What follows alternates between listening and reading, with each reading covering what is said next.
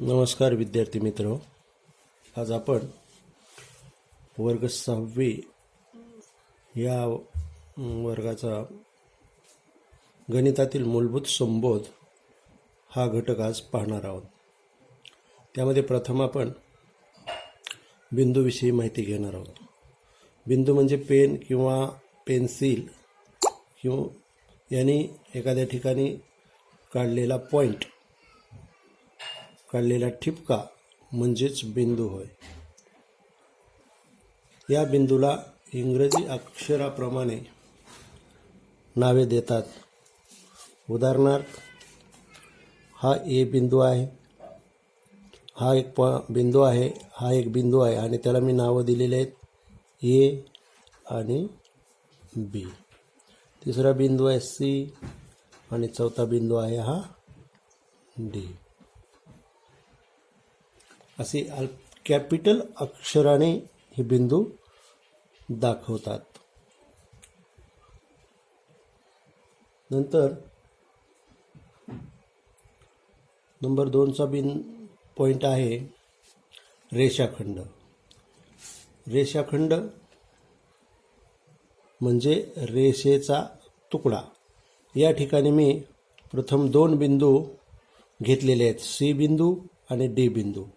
या दोन्ही बिंदूंना अंत्यबिंदू असं म्हणतात, कारण सीच्या डावीकडे ही रेषा वाढत नाही आणि डीच्या उजवीकडेही ही रेषा वाढत नाही, कारण हा रेषाखंड आहे. याचं वाचन करत असताना आपण याचं वाचन रेषाखंड सी डी असे वाचतो किंवा रेषाखंड डी सी असं पण आपल्याला वाचता येतं. यानंतर आपल्याला तिसरा मुद्दा बघायचा आहे, तो आहे रेषा. मी फुटपट्टीच्या साह्यानं एक रेषाखंड काढला आहे आणि त्याला पुढे असं बाजू घेऊन त्याला एक असा उजवीकडं बाण दाखवला आहे आणि इकडं डावीकडं पण त्याला एक दिशा दाखवते.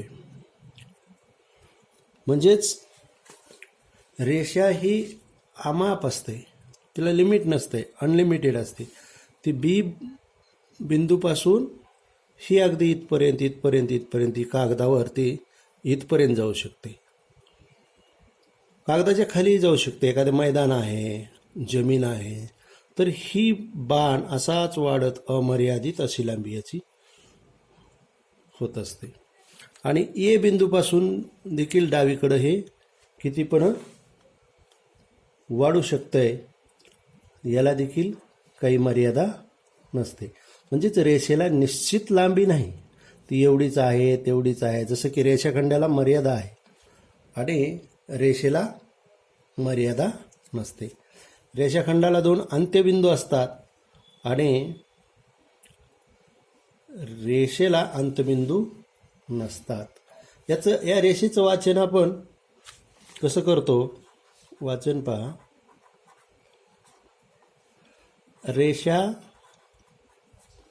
ए बी असं आपण याचं वाचन करतो किंवा त्याला उलटं देखील वाचता येतं आपल्याला, रेषा बी ए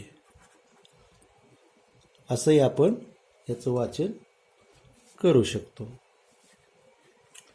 आणि यानंतरचा पुढचा मुद्दा आहे किरण. 4 नंबर किरण. आता पहा, सूर्याची किरणं ही सर्व बाजूनी किरणं पसरत जातात. परंतु बॅटरी घ्या, टॉर्च, आणि तिचा प्रकाश टाका, ती अगदी समोरच्याच बाजूनं ती प्रकाश पुढे पुढे पुढे पुढे जात असतो. म्हणजे एकाच दिशेला त्याची दिशा, एकच दिशा मार्ग असतो. त्या प्रकाशाचा मार्ग एकाच दिशेनं वाढत वाढत पुढे जात असतो. किरण हा देखील एक रेषेचाच एक भाग आहे. एका बिंदूपासून सुरू होऊन तो एकाच दिशेने पुढे पुढे जात राहतो. किरण ज्या बिंदूपासून सुरू होतो त्या बिंदूस आरंभ बिंदू म्हणतात. आता मी इथे किरणाची आकृती काढतो. हा बिंदू घेतला आणि या बिंदूपासून हा इकडं वाढत चाललं. हा बिंदू, आता याला नाव देऊया आपण क्यू बिंदू. हा आरंभ बिंदू आहे ह्याचा. कोणता? आरंभ म्हणजे सुरुवातीचा आरंभ बिंदू. ठीक आहे. आणि त्याला असं एक साईडनं बाण असतो, दिशादर्शक असतो, इंडिकेटर असतं. म्हणजेच किरण हा दुसरा बिंदू दिला इथं क्यू आणि इकडं पी. तर हा क्यू पासून सुरुवात झालेला आहे इथून आणि हा असा वाढत वाढत वाढत एक दिशेनंच तो अमर्याद असा वाढत जातो. त्याला देखील कुठली मर्यादा नाही.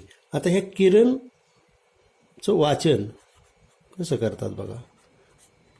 ह्याचं वाचन किरण क्यू पी असे करतात. किरण आरंभबिंदू अगोदर घ्यायचा वाचताना आणि शेवटी पी घ्यायचं.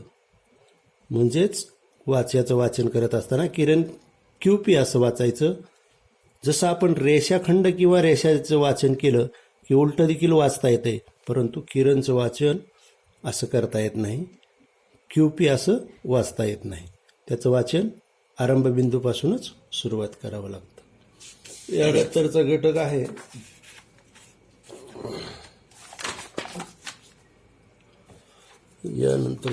आपल्याला पाहायचा आहे, तो आहे प्रतल.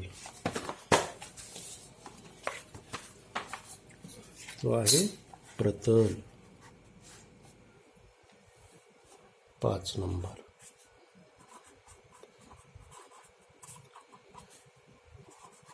प्रतल म्हणजे सपाट भाग. तर सपाट भाग असणारी आकृती आपल्या दररोजच्या पाण्यामध्ये टेबल येतो. टेबल, आता एक टेबल आहे, टिपॉय आहे, चौरंग आहे, बसाचा पाट आहे.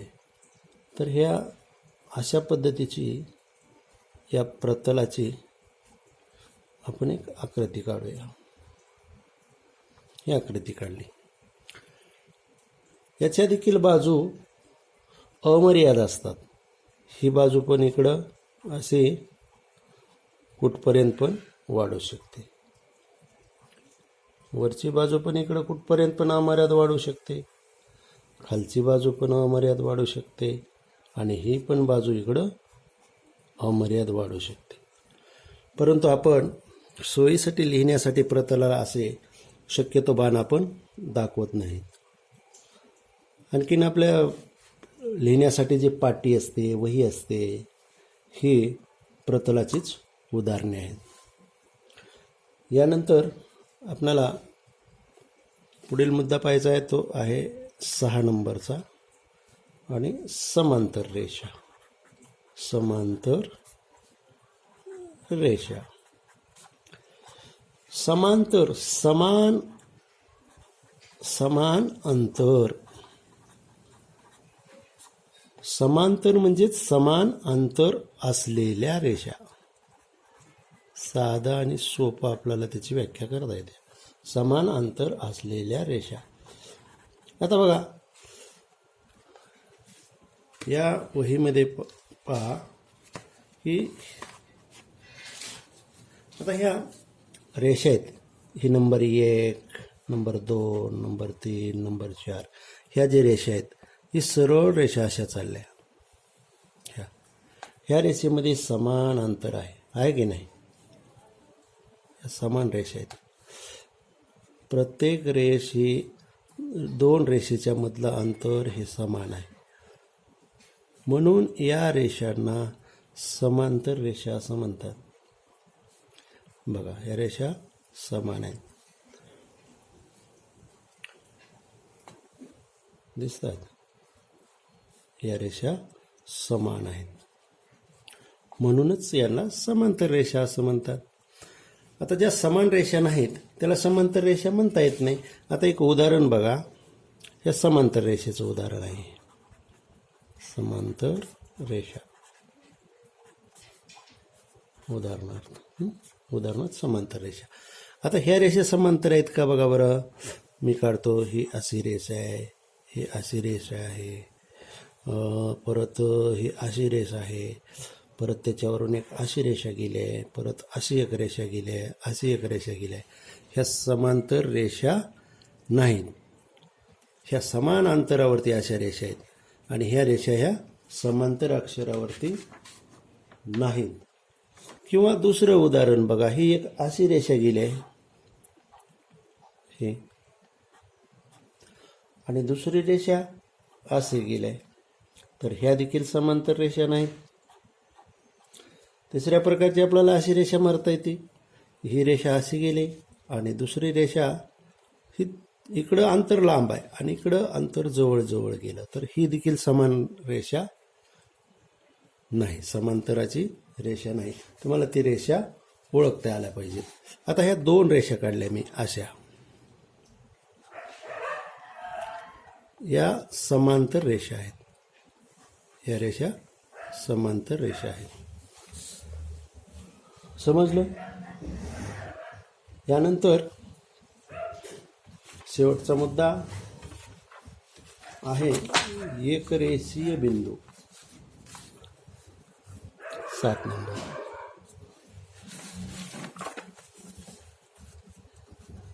एकरेषीय बिंदू. एकरेषीय बिंदू बघा, एकाच रेषेमधून जे बिंदू जातात, आता हा बिंदू आहे,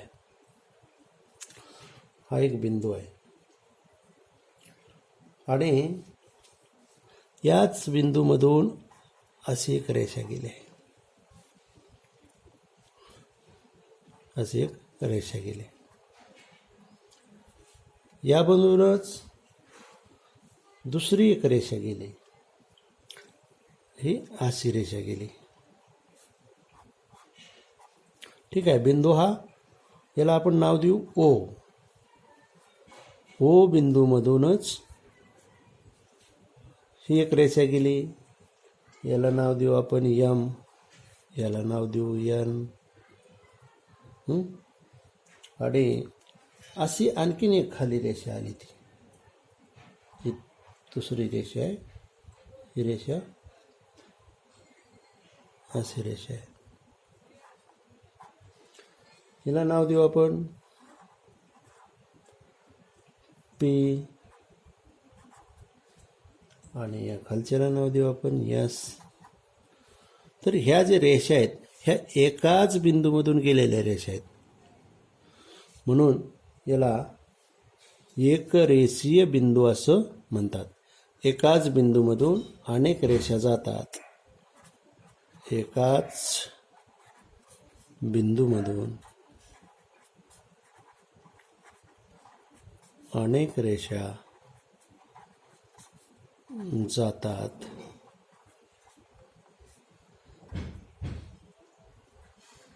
त्या रेषेला एकरेषीय बिंदू असे म्हणतात. ठीक आहे. तर आज आपण काय शिकलं? नंबर 1 बिंदू, नंबर 2 रेषाखंड, नंबर 3 रेषा, आणि नंबर 4 किरण. नंबर 5ला पाहिलं आपण काय पाहिलं? नंबर 5ला आपण पाहिलं प्रतल. नंबर 6ला पाहिलं समांतर रेषा, आणि नंबर 8ला एकरेषीय बिंदू. आता यानंतर एकाच नैकरेषीय बिंदू, लास्टचा मुद्दा आहे हा. नैकरेषीय बिंदू. नैक रेषीय बिंदू. नैकरेषीय बिंदू म्हणजे काय? एकाच रेषेवर नसलेल्या बिंदूंना नैकरेषीय बिंदू असं म्हणतात. लिहून देतो तुम्हाला.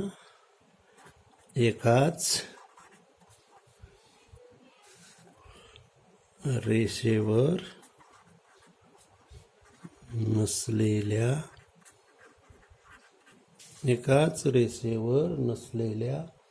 बिंदूंना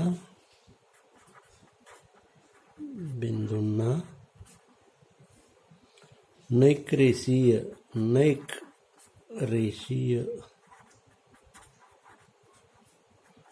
बिंदू असे म्हणतात.